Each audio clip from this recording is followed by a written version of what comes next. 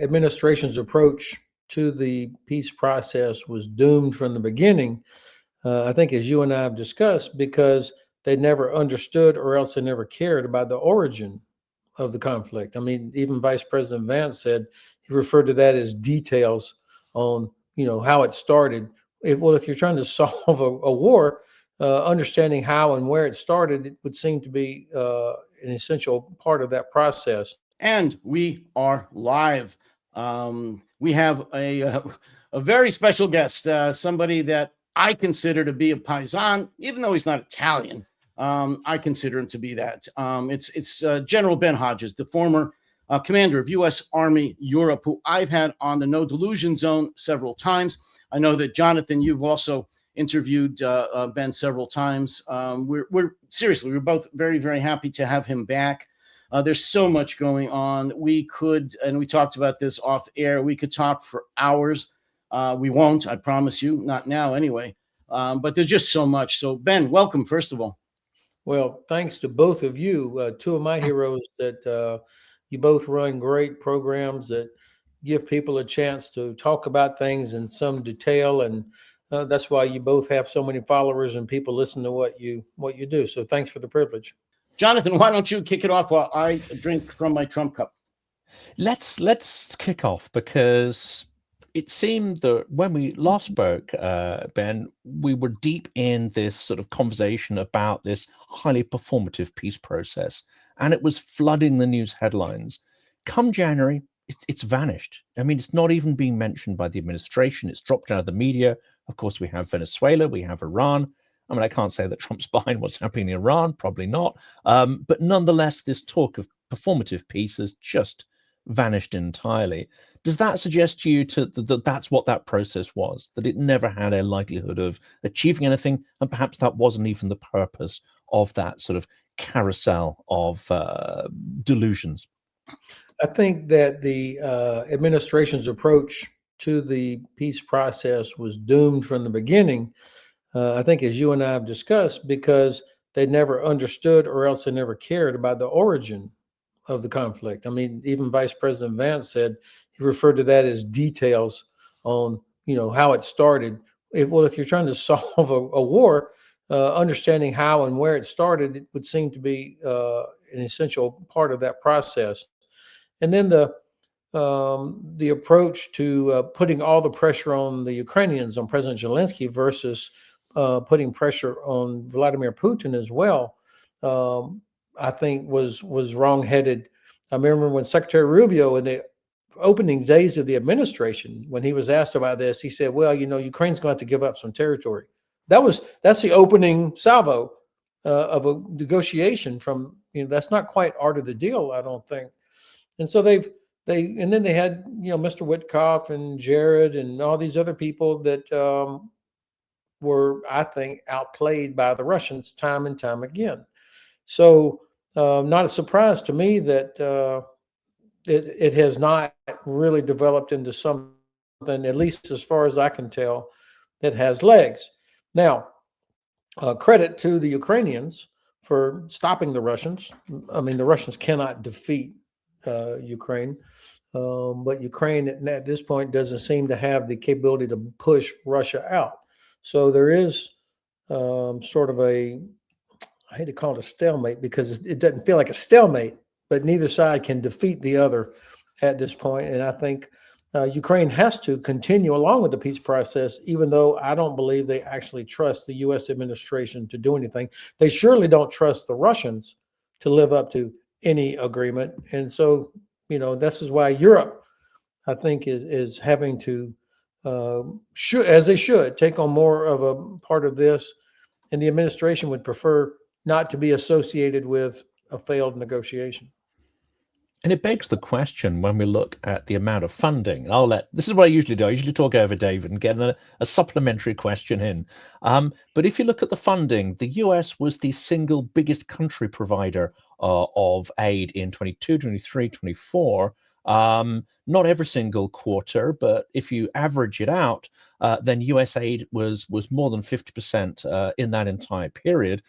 In 2025, apart from stuff that had been previously sort of mandated by President Biden, it's dropped to zero. It's dropped to absolute zero. It's as close to zero as you can calculate. It's off the chart entirely. What therefore gives Trump the right to be center stage in this peace process when he has no real skin in the game?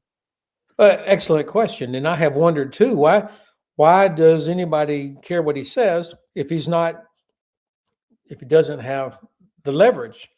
Now, I think President Zelensky, of course, wanted to at least to continue the process so that the Americans did not become outright adversaries in this process, that they would at least allow European countries to continue to provide or sell equipment, ammunition, etc., to Ukraine. So I think he had to stay involved in that process.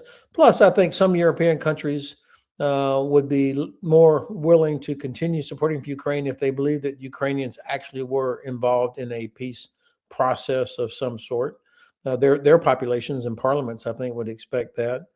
But in terms of real leverage, I don't see what the Americans have. What we have now, there probably is some intelligence sharing, but I just don't know what it is, and I shouldn't know what's being provided. And of course, I keep hoping, and perhaps President Zelensky and Europeans keep hoping, that the president will finally get really pissed off at Putin when he finally realizes that Putin has no respect for him or his administration, that they've been stringing them along, and clearly doesn't care about anything that we would all recognize as a just, sustainable peace. And so when the president finally realizes that, I kept hoping he would get mad and do something. But so far, he's talked about things, and has never come through. Well, I don't think he may get pissed off at Putin, but that passes. He gets upset with a lot of people. He calls them names and does this, that, and the other thing. But I don't think he's ever going to get to the point where he's going to be so angry at Putin for more than about 12 seconds that he's going to actually take any concrete action. But let's stay on Ukraine for a few minutes. What do you make, if anything, about the recent change in the Ukrainian defense minister? So what I have seen was a positive response from people that pay close attention to this. I don't know enough to make a judgment, but obviously having a person that is respected, that's trusted by President Zelensky, that's trusted by the military leadership, but also by allies and partners, is going to be important. Whoever it is, though, I mean, Superman could not do that job 3-4 years. So it probably was time to make a sort of a change anyway. And, this famous book, Team of Rivals, where Lincoln put together his cabinet during the American Civil War, and all the people were people who had run against him before the war. And he ended up finding these characters who were all talented and was able to make it fit. And so I think President Zelensky is doing what he should do, which is continue to work to find the right combination of senior leaders, both in uniform as well as the civilian side, and getting General Budanov into his new position also gave me that was an inspired choice, I think. And I can't wait to see Budanov sitting across the table from the Russian negotiators and them knowing that he's responsible for the disappearance of half of their neighbors. Mm-hmm. And by Russian negotiators, you're not referring to Witkoff and Rubio, or well, they're not negotiators. They probably would also feel a little bit uneasy because they will assume that Budanov knows everything, as I would assume. Ben, as you know, the Ukrainians have been incredibly innovative with their technology, with their inventiveness, especially in relation to drones. They recently had a massive drone attack on the Belgorod area again, and they attacked the infrastructure, the energy infrastructure there. And I don't know, the numbers range from 500,000 to 1 million Russians that are without water, without power, and so forth for several days. I have mixed feelings about my next question. I want to know your opinion. The Russians have been just brutal war criminals from the beginning in terms of attacking the Ukrainian energy infrastructure and civilians in general. And they're war criminals. That's all you can say about that, war crimes. What do you think about Ukrainians retaliating, not exactly in kind, but certainly to attack the infrastructure that will affect the opinions, I'll say, of the Russians when they have to shiver in the night, in the dark? What do you think about that?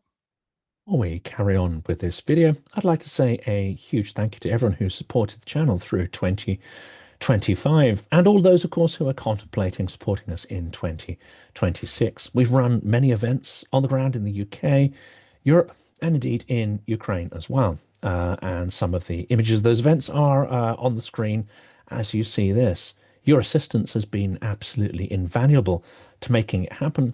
And in 2026, we won't be able to do this scale of activity, have this impact, or even think about having these ambitions without your help and support. There are many ways you can help. Of course, liking, subscribing, making sure you are actually subscribed to the channel, because sometimes YouTube seems to kick people off their subscriptions unexpectedly, but actually also adding comments and sharing materials around your network.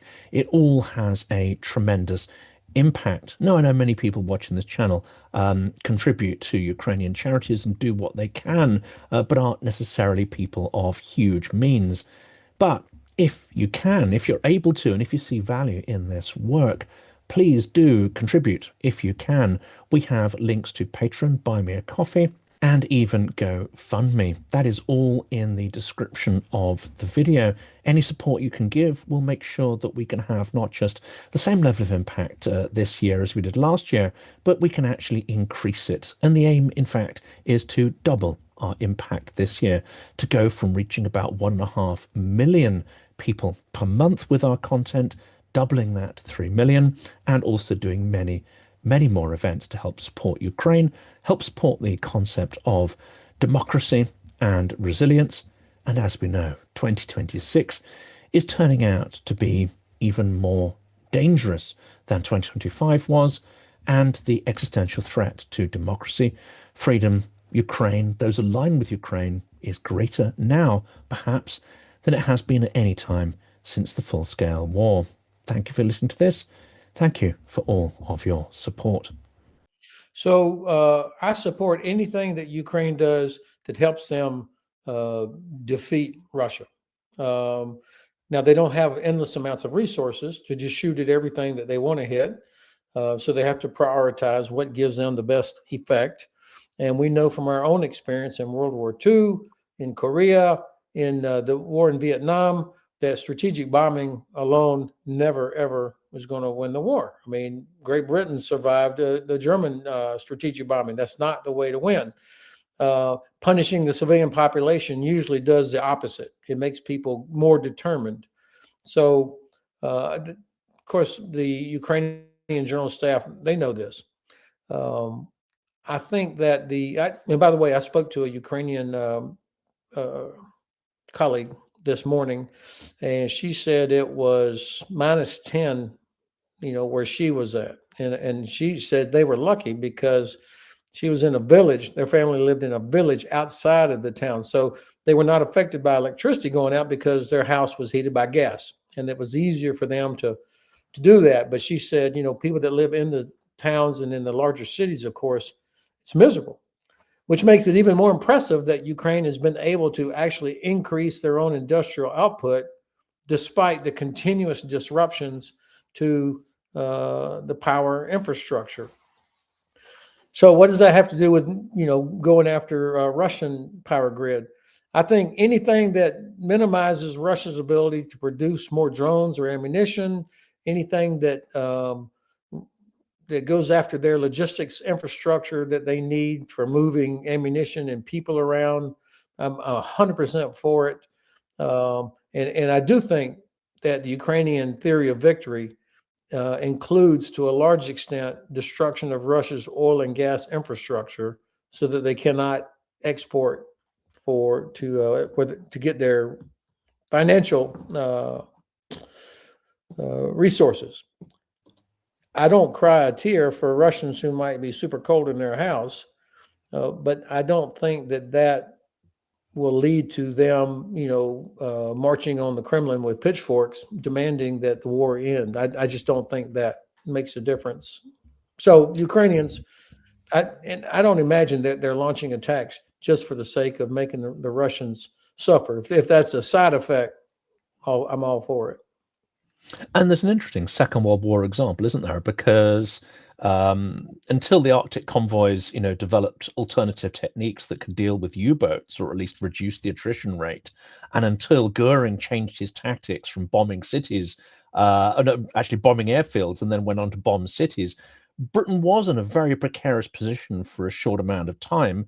And if Germany had stuck to effectively hitting our supply lines and resources, they may well have actually brought us to our knees. So there's something here in the Ukrainian strategy. And this week we've seen, for the first time, and I'm surprised it's got so little coverage, how many times have we said that through the war, it hit not just vessels that are demonstrably part of the Grey Fleet, it hit 2 Greek-registered tankers that are not sanctioned vessels, but which were heading towards Ukrainian port, to Russian rather, a port at Novorossiysk. So do you see the Ukrainian strategy now to really tighten the noose around Russia's resources? Yes, I think that is the theory of victory.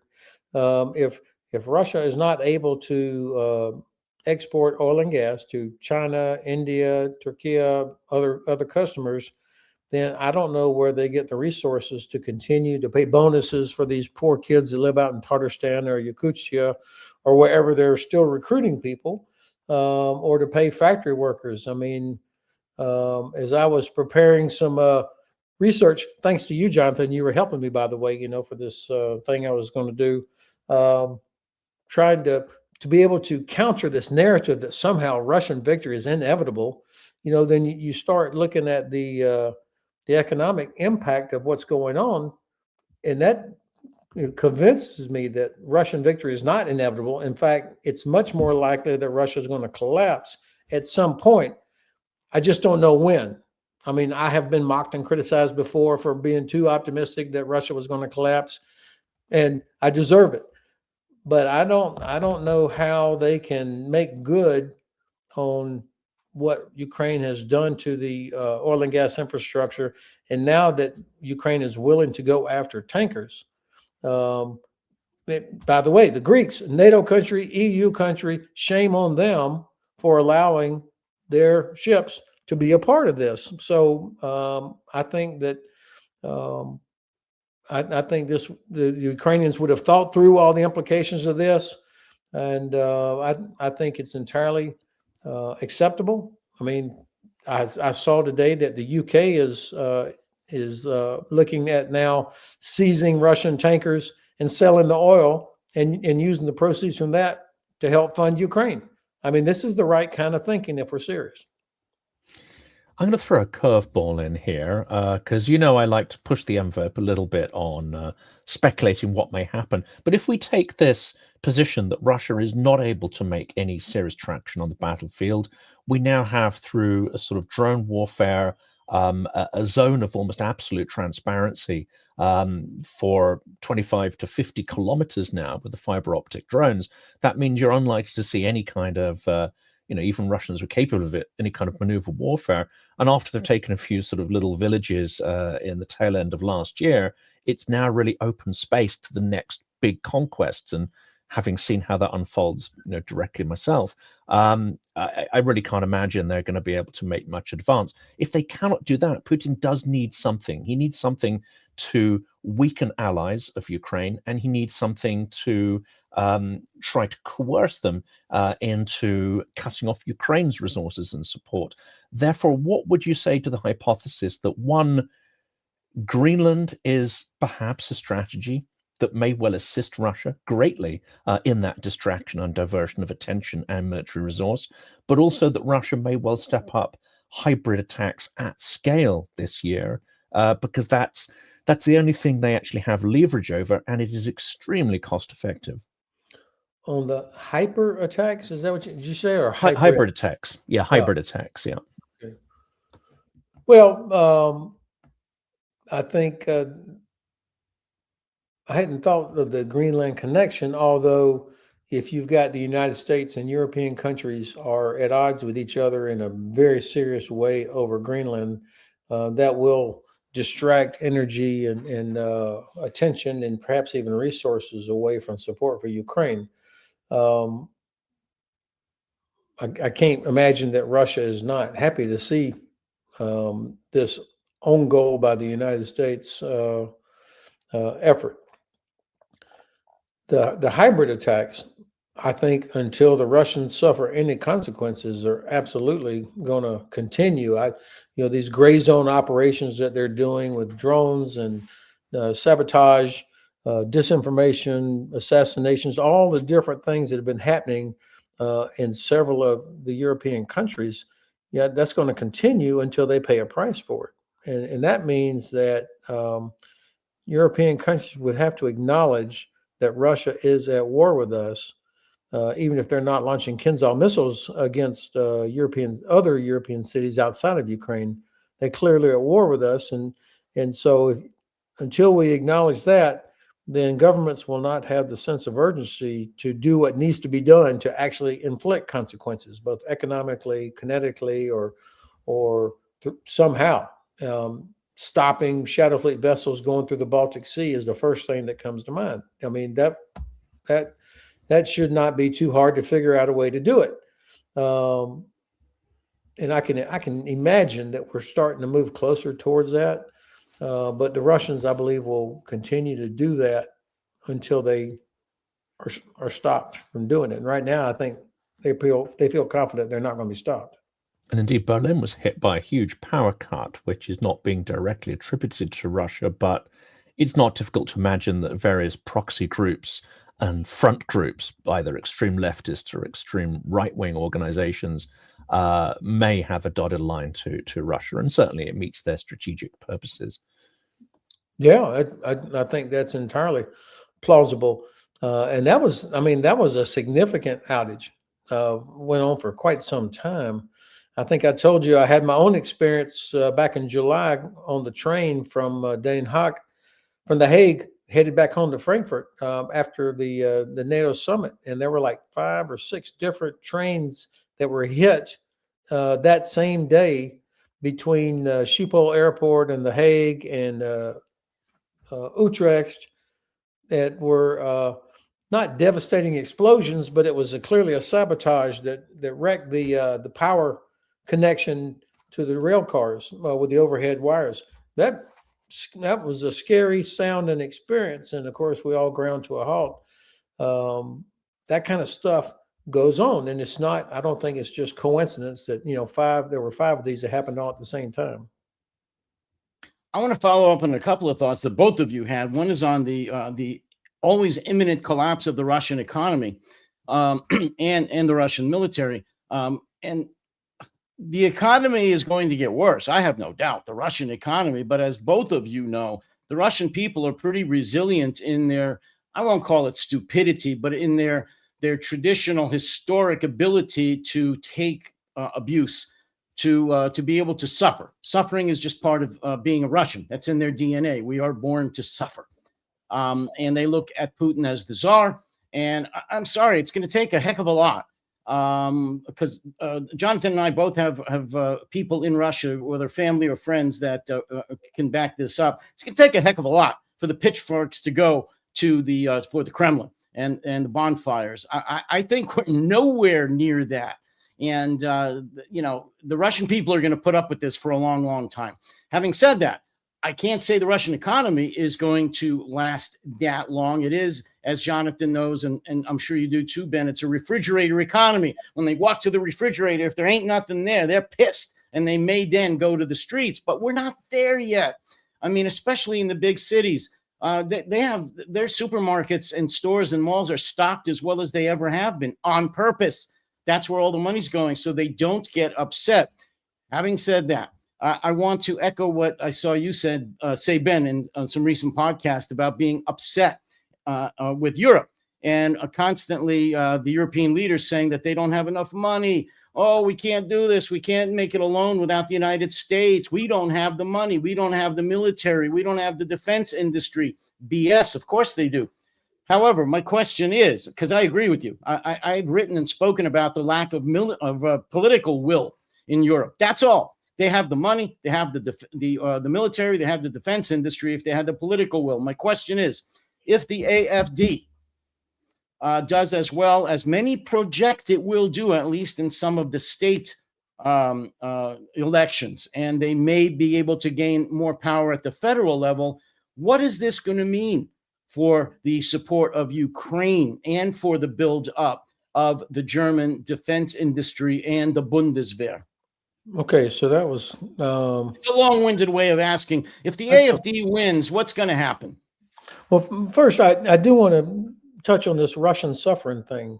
Vladimir Putin and the oligarchs never seem to suffer, or the videos of their daughters shopping in Milan or down in Saint-Tropez, they never look like they're suffering. So that suffering depends on where you are and who's responsible for it. Both of you guys have so much more firsthand knowledge of Russia than I do. So I'm not challenging that. But, I do think about when the Soviets had left Afghanistan. I mean, supposedly a lot of that was because mothers kept showing up complaining about their sons that were dying there and for what purpose. So I don't know if that's just the narrative I heard or if that actually had some sort of impact. And when people stop getting paid bonuses, or the families of the soldier that was killed don't get their latas anymore, maybe there will be some impact. I just don't know. But I haven't met anybody. Maybe you two guys are the exception. I have not met anybody that could tell me that, yeah, in 1998, next year is the year the Soviet Union is going to collapse. I have not met anybody that predicted that was about to happen. I was stunned myself, happy, but stunned. So I don't know that we're going to see a gradual crumbling of Putin's power, or if it's going to be a sudden sort of thing, or I don't know. But I think we should be preparing for that possibility. I guess that's what I'm trying to say. So I started talking and I forgot the original point of your question. But surely we can The AFD was there, yeah. Yeah, if my long-winded Okay, yeah, I got it. AFD, right. Deutschland, what's going to happen? What's this in the Zukunft?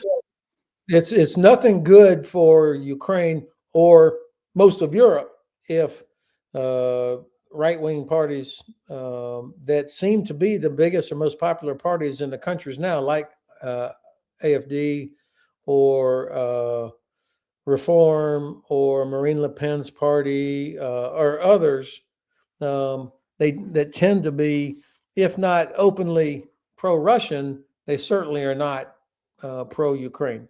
And so that'll be a problem. But if we're serious about our democracies, then you have to win elections. You have to put forth the better program.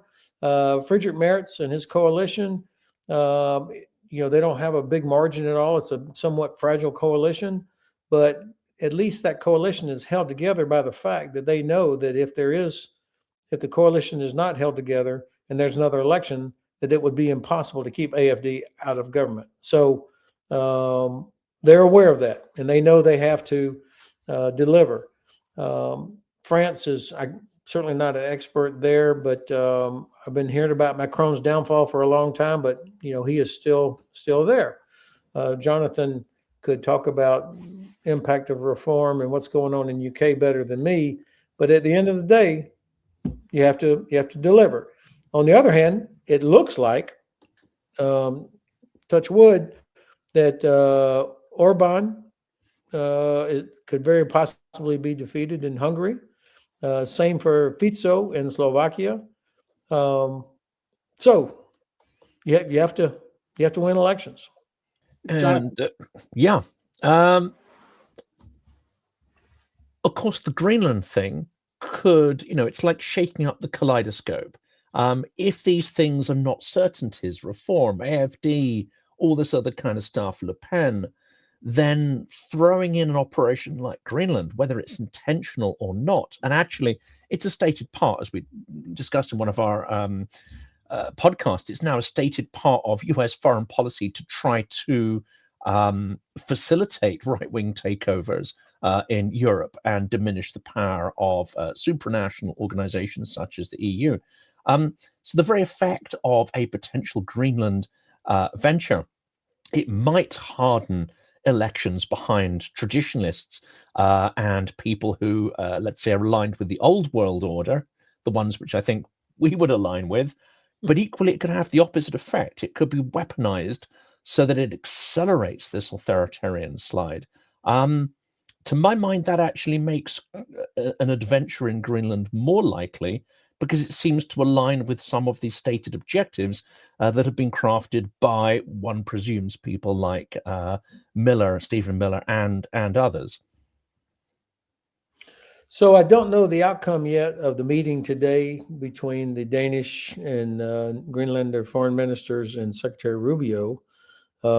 President Trump certainly has not shown any willingness to back away when he says you can do it the easy way or the hard way, or it's unacceptable for us not to be in control of Greenland.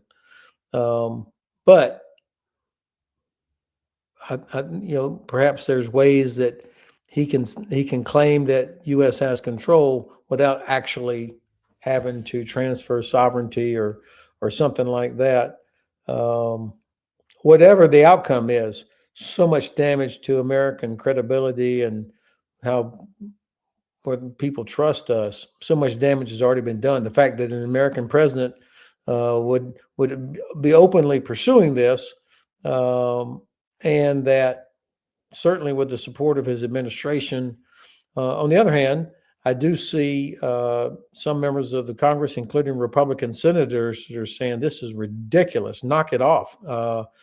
Saying Miller should be fired. He has no idea what he's talking about. Although they're still reluctant to criticize the president, but at least some of the old GOP senators are pushing back on this because they all see that this is stupid and it's only hurting us. But the Europeans also, they have agency here.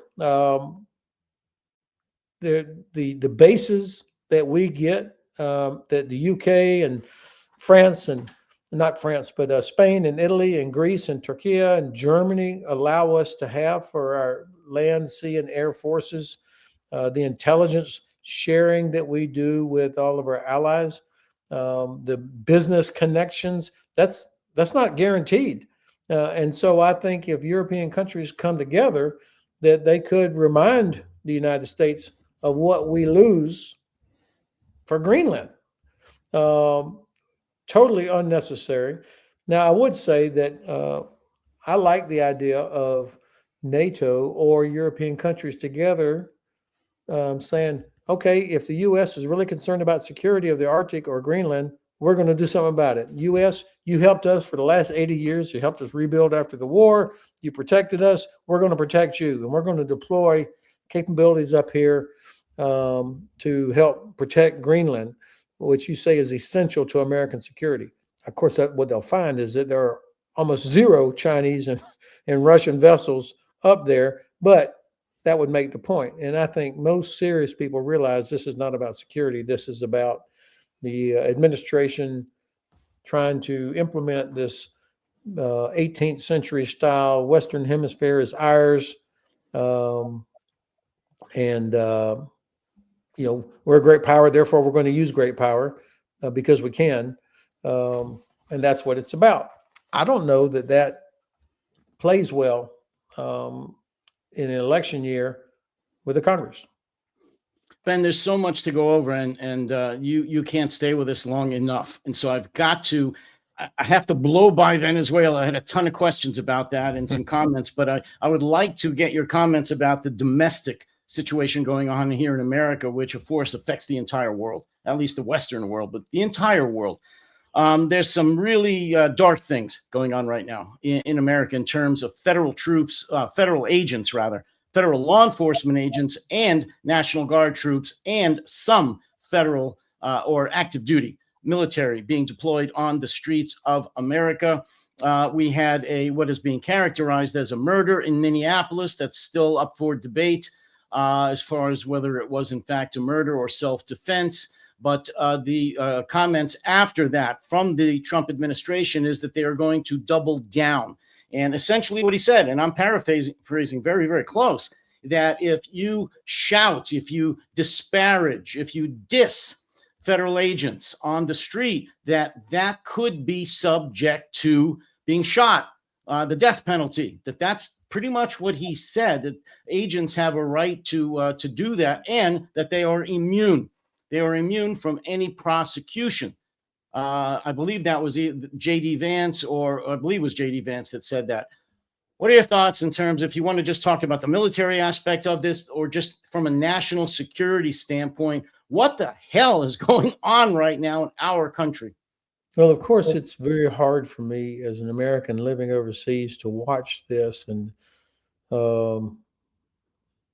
I mean, it's gut wrenching. I read Heather Cox Richardson every day, and today she wrote about exactly what you just described, and I was like, oh my God, it's hard to watch. And what's really discouraging is when the president says, maybe she was not a terrible person, but she was very rude to those cops or to the ICE, as if that somehow, therefore, you can do what they do. That's never been okay.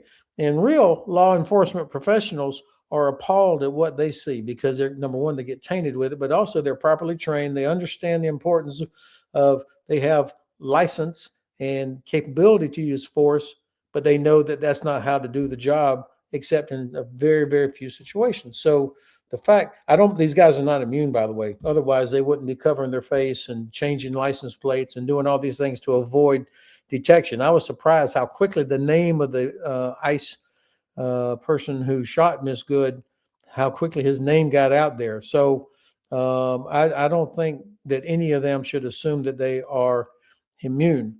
Now, I'm also waiting for senators from, the senators from Minnesota, for example, to begin to disrupt Senate business until this gets resolved in Minnesota or in Illinois. I mean, an individual senator has an awful lot of ability to stop nomination processes and other Senate business. So there is leverage there. They just got to figure out if and when they're going to use it. Ben, Now, are we close to martial law? This is a military question. In your opinion, from what you're seeing, is this agitation on purpose so they can invoke the Insurrection Act and declare martial law and put active duty military on the streets of America? Well, first of all, I remember we're talking about Minnesota here. The courts have said they had to pull out of Illinois. So, we're talking about a pretty unique, specific place. I think ICE is not about immigrants. This is about intimidation and to create some fear so that as we approach November, they would be able to discourage or suppress voting. Because right now, in a normal time, the Republicans know they're going to get killed in November in the midterm elections. So, I mean, that's why Trump last week said, you guys have got to win, otherwise I'm going to get impeached.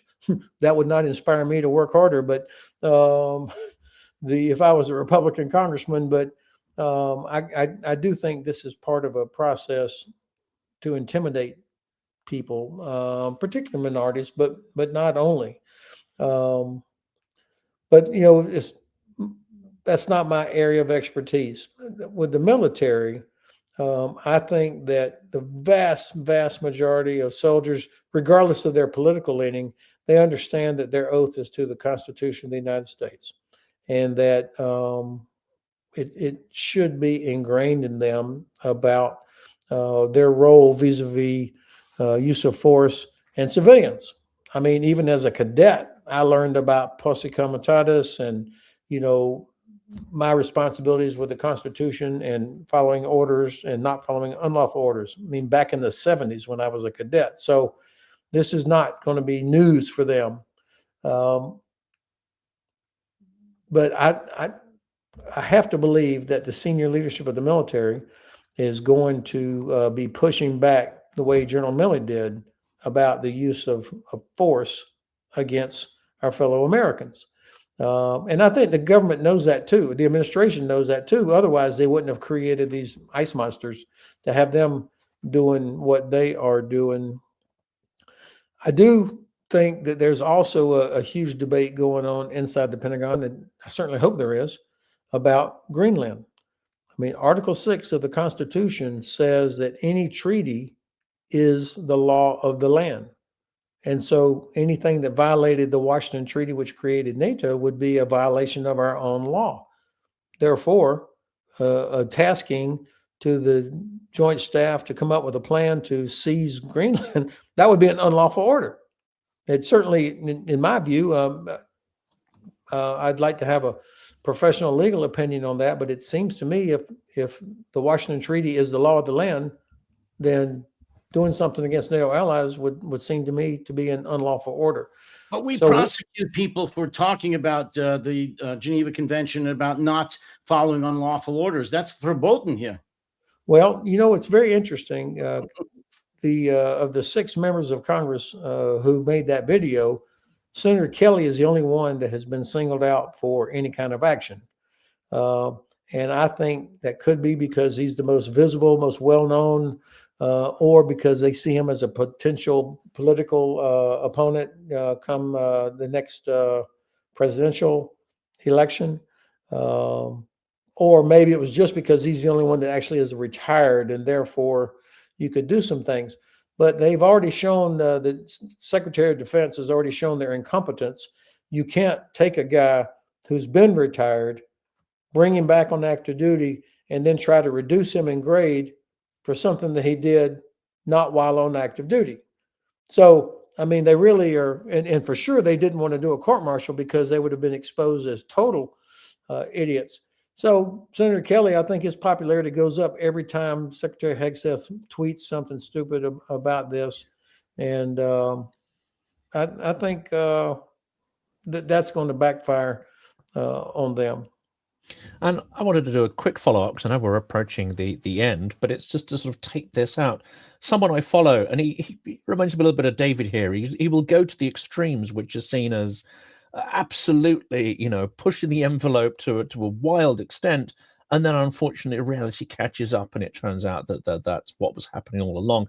I watched Malcolm Nance as well, and he's been listing some of the implications that if Greenland was invaded and if Europe put up some form of kinetic response, what the implications are. One would be Europe and indeed many other countries like Canada dumping US Treasury bonds, which would be a significant crash to the currency and the economy, combined with the coercion talked about earlier of taking over the Federal Reserve or trying to take apart that central bank governance means it would be a very risky time for that kind of chaos. But then there's insulin, a lot of which comes from Denmark. There's Maersk, which has huge logistical reach. And the implications are extraordinary. Yeah, and the issue is, does this administration believe that Europeans have the backbone to actually do that?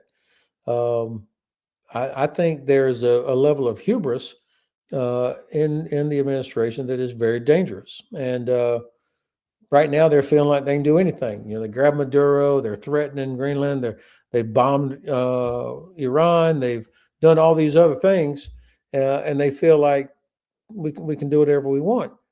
Until the other side starts saying, well, wait a minute. And what you and Malcolm have identified, those are examples. So much of the intelligence that we depend on does not come from American satellites. It comes from British intelligence, German intelligence, Norwegian intelligence, Danish intelligence. And that's based on trust. And, those relationships have been built up over 8 or 9 decades, are being shattered right now. The base at Ramstein, that Ramstein is essential for everything the United States does in Europe, Africa, and the Middle East. That's not U.S. territory. That's German territory. Same for Incirlik in Turkey. The base in UK. If the Brits had not let us fly stuff in there, we would not have been able to do this famous tanker seizure, a few days ago in the North Atlantic. So these are And the all only base in Scotland that can service Russian, no, service US nuclear submarines outside their home port. So again, if that was to shut down, that yeah, I mean, all of these things would damage us, and I think that there are people in the administration that either don't understand that or don't believe it, or they're scared to actually go to the president and say, you know, Mr. President, this is going to be the biggest own goal in our history. If you continue this, we're going to lose this, this, this, this, and this. And then, of course, you know, the financial things that you mentioned that will be so damaging. Europe is our biggest trading partner as a bloc, and if Europeans could work together on this, you know, you'd be eye level, what the Germans would call Augenhöhe, eye level, you know, peer in terms of economic power. So we should be very careful. We're going to regret the damage that we are causing through what is, at the end of the day, absolutely unnecessary. We do have to wrap it up, but I want to say, Ben, I do agree that we, the Americans, will pull through this. It's going to take a long time. This is a generational change because of the incredible amount of damage that Trump and MAGA folks have done, but we will get through it. I am not, however, as optimistic about what's going to happen with Greenland. I don't think there's going to be a military invasion of Greenland by the United States, but I'm not sure what's going to happen. But I don't think it's going to be good. He's like a dog with a bone. He doesn't want to let this go. He is extremely incompetent, and the people around him, except for Miller probably, are not that incompetent. They're scared. They're just deathly afraid of insulting Trump to the point of trashing the U.S. Constitution, our national defense, our allies, and everything else. I think that's the problem. So they're going to do whatever he says. Last word, Ben, and then I know you've got to go. Please. My feeling, and maybe this is just what I want to believe, but I'm not so sure that Republican members of Congress are going to be as scared of him this year as they were last year. I mean, they can see the president's popularity is dropping. They know what inflation is like in their own districts. They know what unemployment is like in their own districts or states. They can see all that, regardless of what the president might be saying, and they're hearing from voters. And so that's why so many of them have announced retirement or are starting to speak up. So you don't have to get all of them; just got to get a few to begin to push back. And you know, it's no fun to be in Congress if you're in the minority. And so you've got Republican members of Congress that realize that they probably are going to lose control of the House come November, and they don't want to be in the minority on that. So I think they're either going to do what they need to get reelected, even if that means pissing off the head of their party. I don't know that. I'm not a political scientist, but that's what it feels like to me. And I see enough pushback. And then there's reports that the president is extremely unhappy with his attorney general because, you know, they're not prosecuting all of his political enemies, which I can't even believe that's a thing in America. But, you know, you got a bunch of prosecutors quit in the Department of Justice this week because they refuse to be a part of that. So it's going to get a little bit worse before it gets better, but I think we have too many good people in America that are going to let us just keep driving down. And I look at Jonathan, our European allies and friends are going to have to help save us from ourselves. I mean, stand up. Please stop flattering the president. Please, no more tours, no more royal treatment, no more this and that. It doesn't work. It absolutely does not work. And I think,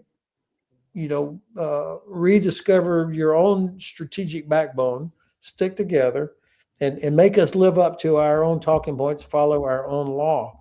And you've got a lot of ways to do that. Whatever, if somebody is being mistreated. I spoke to a friend today who's, let's just say, a European, whose husband's an American.